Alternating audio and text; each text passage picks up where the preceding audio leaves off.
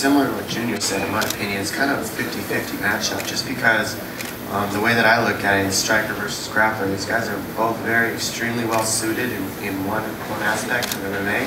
One is striking, kickboxing, and the other one is wrestling. And they both have a well-rounded game altogether. Those are their two styles that stand out the most. And really what it comes down to me is who comes on their A game, tomorrow night. It's like, whose brain is going to be in it? Is Brock going to be able to double leg Alistair, hold him down, and hit him with a hammer fist and put him to sleep like he's done the last few times? Or is Alistair going to put his knee through Brock's head and that's the end of the fight? I mean, it could go either way, but I think that it's going to be an outstanding fight and show what mixed martial arts is about, because you get to see the clashing styles go at it and take Brock out. Just to follow up on that a little bit, there's been talk, at least in the media, people much like Brock's chin and everything. As a fighter, do you look at it and see the fights he's been in and say, there's a reason to question him? I mean, you can't really question somebody's chin, but what you can question is, you see how they react when they get hit. I don't think it's really a secret. Nobody likes getting hit.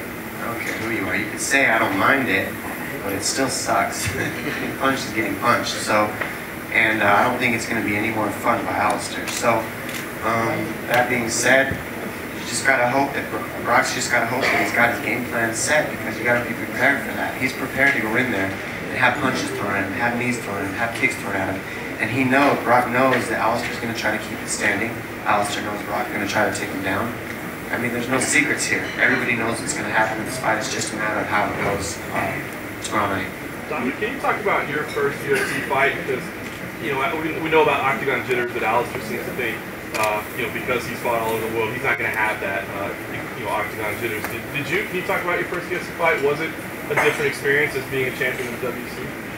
It was a much different experience, mostly because of situations like this. This takes getting used to, if you're not used to it.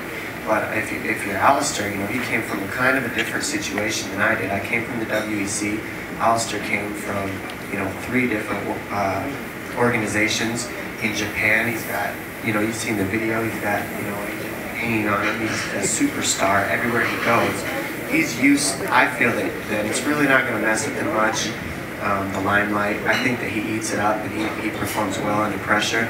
And I think he uses the pressure to make him perform. I mean, I think anybody at the championship level does that.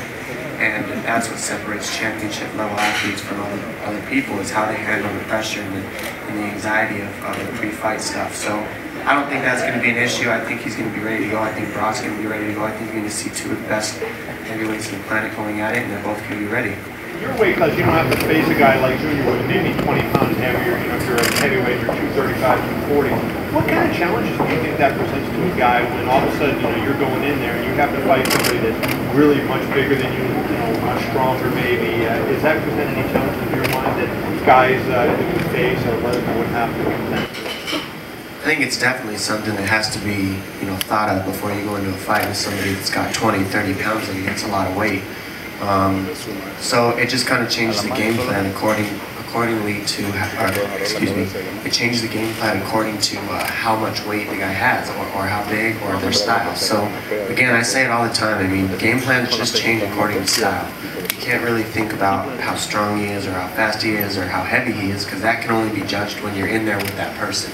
So the game plan kind of makes up for loss of size, or loss of speed, or loss of strength, and you have to understand that before the fight so that you can come up with a way to beat the guy, even if he's got 30 pounds, and you can't just say, oh, he's got 30 pounds on me now, what am I going to do? You got to say, well, I'm going to be faster than him, I have to not let him grab me, and I have to keep my feet moving, and I have to stick and move, and you come up with a game plan. So that's just what it comes down to, is every fight comes down to game plan.